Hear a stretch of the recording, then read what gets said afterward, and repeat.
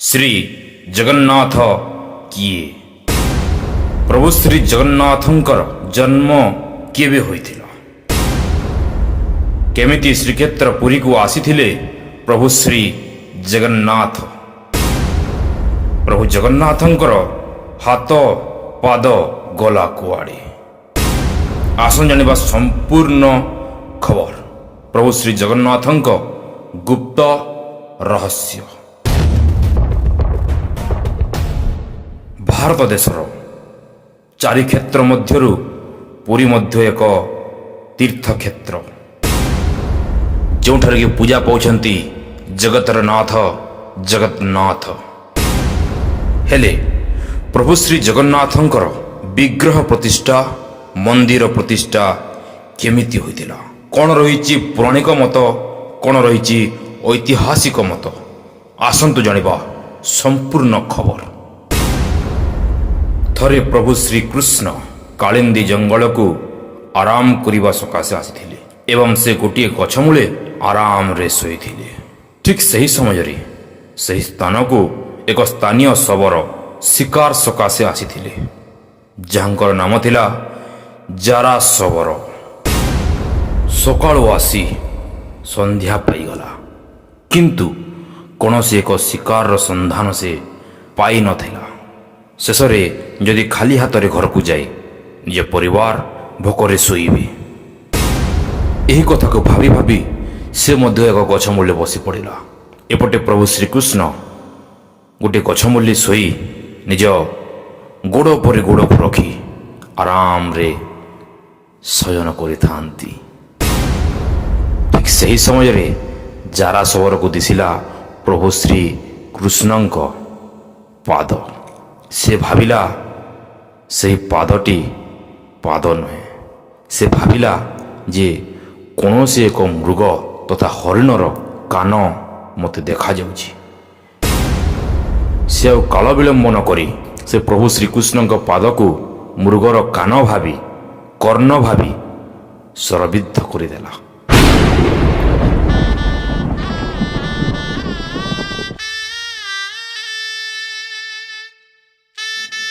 से सररे जाई प्रभुंक पाद देशरे बाजिला प्रभु श्रीकृष्ण दुखरे कष्टरे चित्कार करने लगिले दूर जिते बेले जारा शबर प्रभु श्रीकृष्ण चित्कार शुणिले धाई आसी प्रभु श्रीकृष्ण पाखरे पहुँची गले एवं हठात प्रभु श्रीकृष्ण को देखी से आश्चर्य हो पड़े से देखिले निज सर जाई कौन से एक मृगर कर्णरे बाजी नाही बरं बाजी अछि प्रभु श्री कृष्णंक पाद देशरे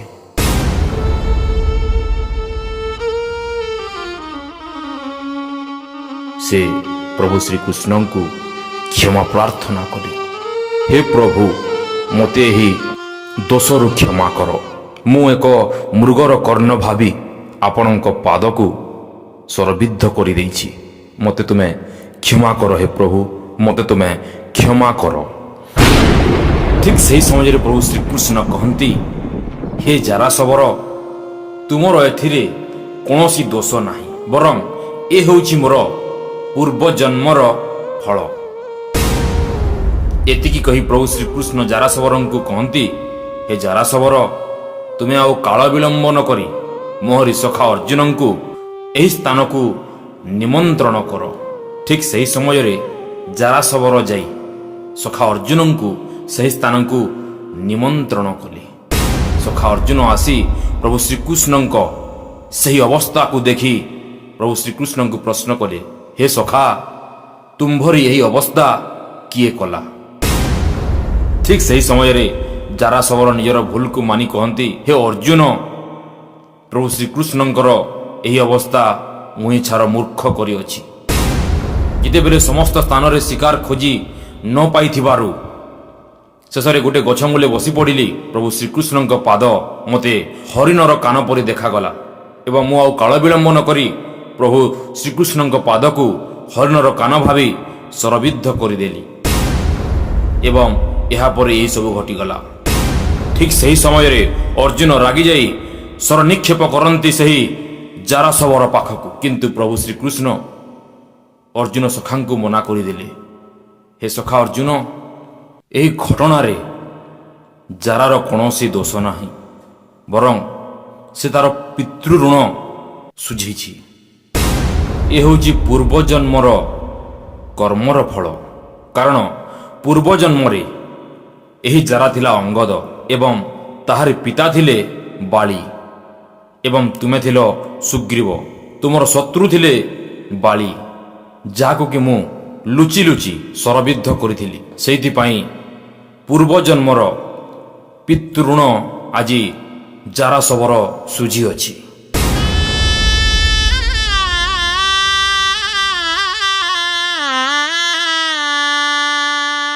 ଠିକ୍ ସେହି ସମୟରେ ଅର୍ଜୁନ କହନ୍ତି, ହେ ପ୍ରଭୁ, ମୁଁ ଏକ ଛାର ମଣିଷଟିଏ, ମୁଁ ଏତେ କଥା କେଉଁଠୁ ଜାଣିବି?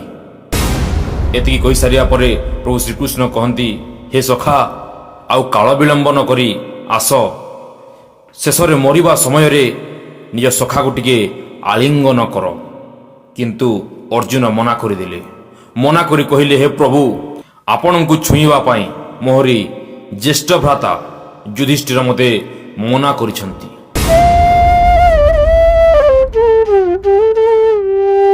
ପ୍ରଭୁ ଶ୍ରୀକୃଷ୍ଣ ଏହି କଥାକୁ ଶୁଣି ଅତ୍ୟନ୍ତ ମର୍ମାହତ ହୋଇଗଲେ। ହେ ସଖା, ମୁଁ କ'ଣ ତୁମ ପାଞ୍ଚ ଭାଇଙ୍କ ପାଇଁ କିଛି କରିନାହିଁ? ମୁଁ କ'ଣ ତୁମ ପାଞ୍ଚ ଭାଇଙ୍କ ହିତରେ ସୁଖ ଦୁଃଖରେ ସହଭାଗୀ ହୋଇନାହିଁ? ତାହେଲେ ମରିବା ସମୟରେ କାହିଁକି ମୋତେ ଅନାଦର କରୁଛ ହେ ସଖା ଅର୍ଜୁନ?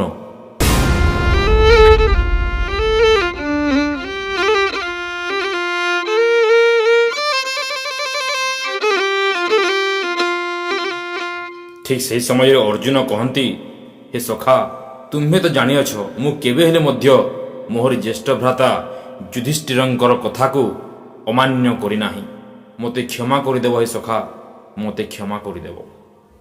ଠିକ୍ ଏହି ସମୟରେ ପ୍ରଭୁ ଶ୍ରୀକୃଷ୍ଣ ଅଭିମାନ କରି ଶେଷରେ ପ୍ରାଣତ୍ୟାଗ କଲେ।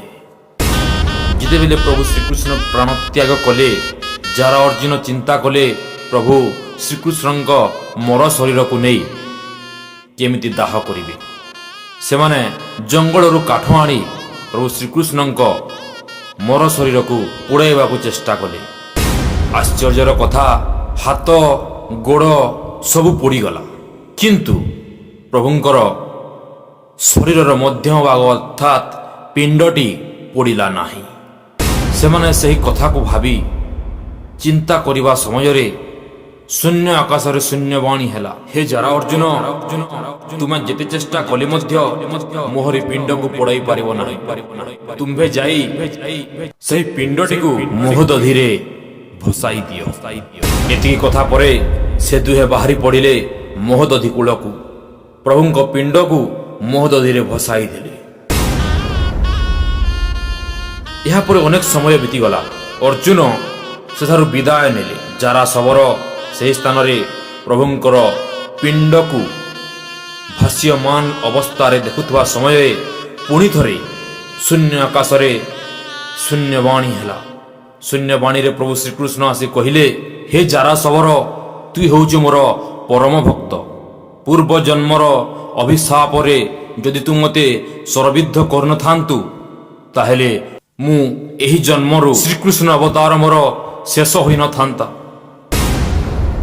ତେଣୁ ବାଙ୍କି ମୁହାଣରେ ମୋହରି ଅପୋଡ଼ା ବ୍ରହ୍ମଜ୍ୟୋତି ଭାସୁଥିବ।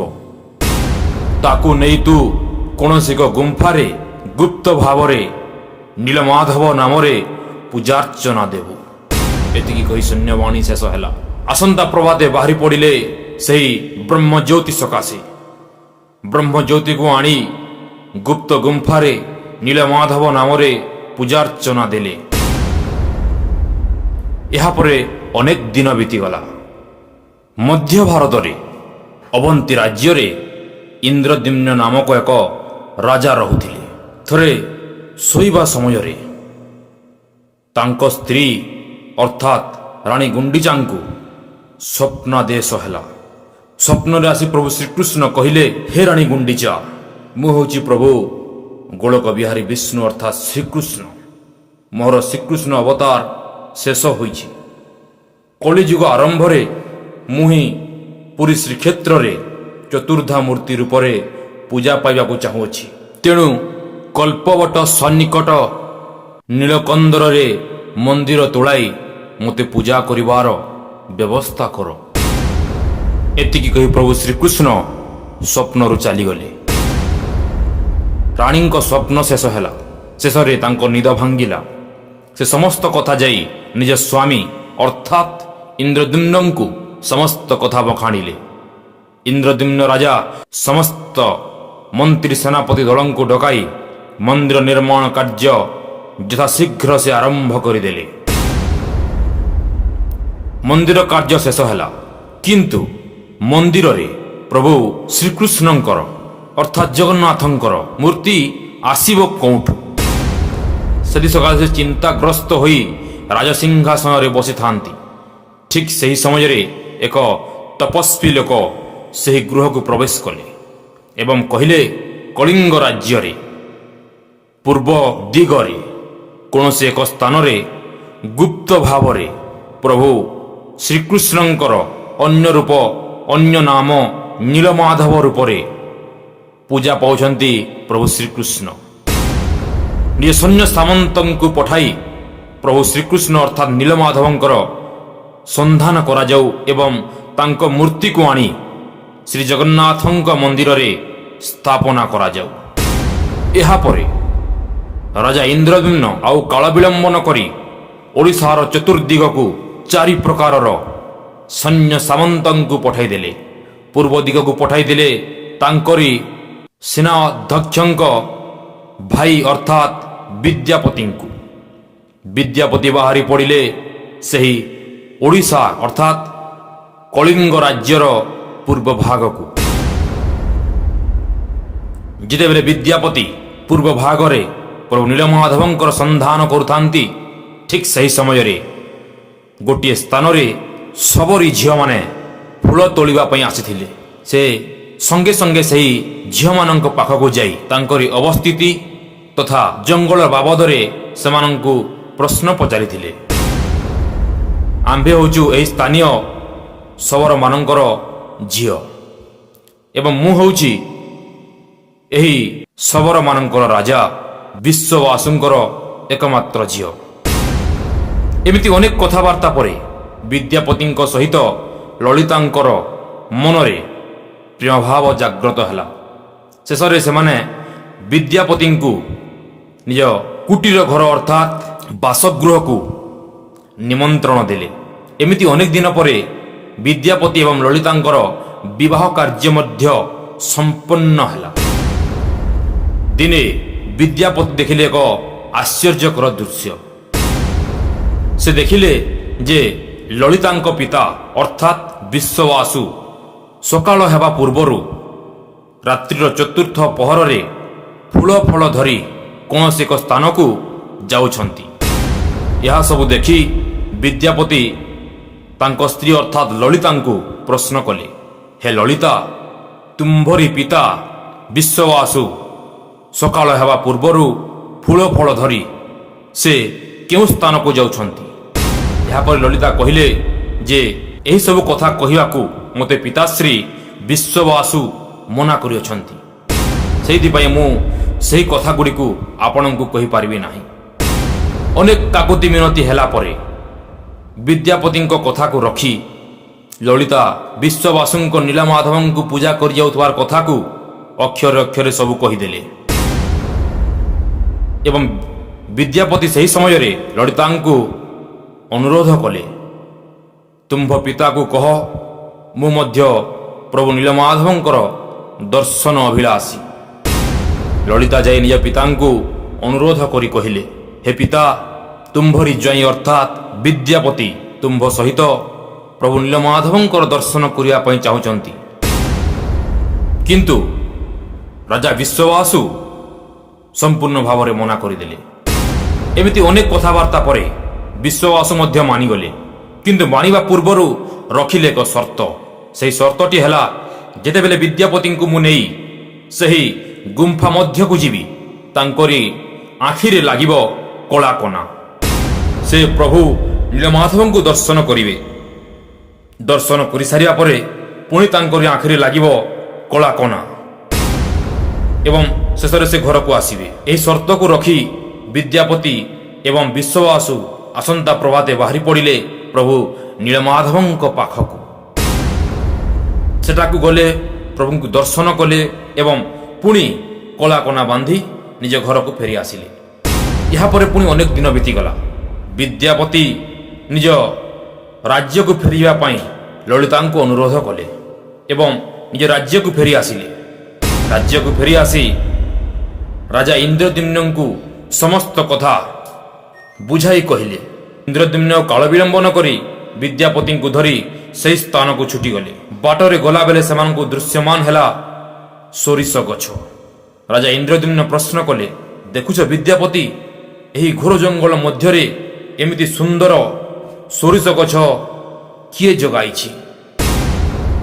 ବିଦ୍ୟାପତି ହସି ହସି କହିଲେ, ହେ ରାଜା, ଯେତେବେଳେ ମୋତେ ବିଶ୍ୱବାସୁ ଏହି ସ୍ଥାନକୁ ଦର୍ଶନ କରିବା ପାଇଁ ଆଣିଥିଲେ, ସେ ମୋ ଆଖିରେ ଗୋଟେ କଳା କନା ବାନ୍ଧି ଦେଇଥିଲେ। କିନ୍ତୁ ମୁଁ ହୁସିଆର ହୋଇ ମୋର ଏକ ଗଣ୍ଠିରେ କିଛି ମାତ୍ରାର ସୋରିଷ ମଞ୍ଜି ଧରିଥିଲି ଏବଂ ବାଟରେ ଗଲାବେଳେ ମୁଁ ସେହି ସୋରିଷ ମଞ୍ଜିକୁ ବିଞ୍ଚି ବିଞ୍ଚି ଆସିଥିଲି, ଯଦ୍ୱାରା କି ସମୟ ପରେ ସମୟ ବିତିଯିବା ଯୋଗୁଁ ଏହି ସ୍ଥାନରେ ଏହି ସୋରିଷ ମଞ୍ଜି ସୋରିଷ ଗଛରେ ପରିଣତ ହୋଇଯାଇଛି। ରାଜା ଇନ୍ଦ୍ରଦ୍ୟୁମ୍ନ ଏହି କଥାକୁ ଶୁଣି ଅତ୍ୟନ୍ତ ଖୁସି ହୋଇଗଲେ।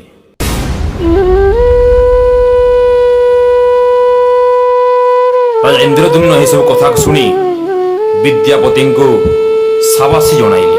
ଏମିତି କିଛି ବାଟ ଚାଲି ଚାଲି ଗଲାବେଳେ କିଛି ସମୟ ପରେ ସେମାନେ ଆସି ପହଞ୍ଚିଗଲେ ସେହି ଗୁମ୍ଫା ନିକଟକୁ। ଗୁମ୍ଫାରେ ପହଞ୍ଚି ଯେତେବେଳେ ସେମାନେ ପ୍ରଭୁ ନୀଳମାଧବଙ୍କୁ ଦର୍ଶନ କରିବା ପାଇଁ ଗୁମ୍ଫା ମଧ୍ୟକୁ ପ୍ରବେଶ କଲେ, ପ୍ରଭୁ ନୀଳମାଧବ ଆଉ ସେହି ଗୁମ୍ଫାରେ ନଥିଲେ। ଠିକ୍ ସେହି ସମୟରେ ସେହି ଗୁମ୍ଫାକୁ ପ୍ରବେଶ କରନ୍ତି ଶବର ରାଜା ବିଶ୍ୱବାସୁ। ଅନେକ ଫଳମୂଳ ଧରି ପ୍ରଭୁଙ୍କୁ ଅର୍ପଣ କରିବା ସମୟରେ ଦେଖିଲେ ସେହି ସ୍ଥାନରେ ଆଉ ପ୍ରଭୁ ନାହାନ୍ତି। ଅତ୍ୟନ୍ତ ରାଗିଯାଇ ସେଠାରେ ବିଦ୍ୟାପତି ଏବଂ ଇନ୍ଦ୍ରଦ୍ୟୁମ୍ନଙ୍କୁ ଦେଖି ସେ କ୍ରୋଧରେ ଜର୍ଜରିତ ହୋଇଗଲେ। ଠିକ୍ ସେହି ସମୟରେ ଶୂନ୍ୟ ଆକାଶରେ ଶୂନ୍ୟବାଣୀ ହେଲା। ଶୂନ୍ୟରେ ଆସି ପ୍ରଭୁ ଶ୍ରୀକୃଷ୍ଣ କହିଲେ, ହେ ଶବର ରାଜା ବିଶ୍ୱବାସୁ, ମୁଁ ଜାରାଙ୍କୁ କହିଥିଲି ଅନେକ ଦିନ ଏହି ଗୁମ୍ଫାରେ ପୂଜା ପାଇସାରିବା ପରେ ପୁରୀ ଶ୍ରୀକ୍ଷେତ୍ରକୁ ଯାଇ ଚତୁର୍ଦ୍ଧା ମୂର୍ତ୍ତିରେ ପୂଜା ପାଇବି ଏବଂ ତୁମ୍ଭରି ପୂଜା କରିବାର ସମୟ ଆଜିଠୁ ଶେଷ ହେଲା। ଏହାପରେ ମୁଁ ରାଜା ଇନ୍ଦ୍ରଦ୍ୟୁମ୍ନଙ୍କ ଦ୍ୱାରା ନିର୍ମିତ ପୁରୀ ଶ୍ରୀକ୍ଷେତ୍ରରେ ପୂଜା ପାଇବି। ମୋହର ବ୍ରହ୍ମଜ୍ୟୋତିକୁ ନେଇ ମୋହରି ମୂର୍ତ୍ତି ନିର୍ମାଣ କରି ସେହି ସ୍ଥାନରେ ଏକ ମୂର୍ତ୍ତି ସ୍ଥାପନା କରି ମୋତେ ପୂଜାର୍ଚ୍ଚନା ଦେବି। ଏହାପରେ ସେହି ବ୍ରହ୍ମଜ୍ୟୋତିକୁ ନେଇ ପହଞ୍ଚିଗଲେ ରାଜ ଉଆସକୁ।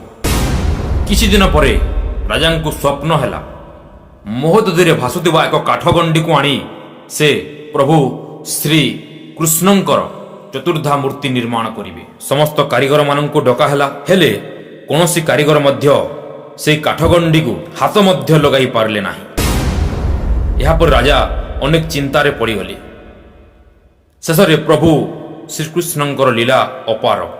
ସେ ବୁଢ଼ା ବେଶରେ ପ୍ରଭୁ ବିଶ୍ୱକର୍ମାଙ୍କୁ ସେହି ସ୍ଥାନକୁ ପଠାଇଲେ।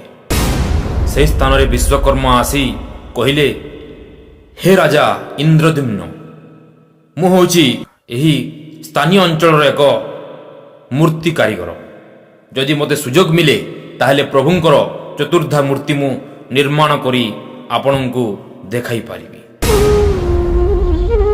ରାଜା ଅତ୍ୟନ୍ତ ଖୁସି ହୋଇ ସେହି କାରିଗରଙ୍କୁ ଆଦେଶ ଦେଲେ। ସେହି ସମୟରେ କାରିଗର ଏକ ସର୍ତ୍ତ ରଖିଲେ ଏବଂ ସେହି ସର୍ତ୍ତଟି ହେଲା, ଏହି ଗଣ୍ଡିକୁ ନେଇ ଗୋଟିଏ ବନ୍ଦ କୋଠରୀରେ ରଖିଦିଅ ଏବଂ 21 ଦିନ ପର୍ଯ୍ୟନ୍ତ ମୁଁ ସେହି ମୂର୍ତ୍ତିକୁ ନିର୍ମାଣ କରିବି।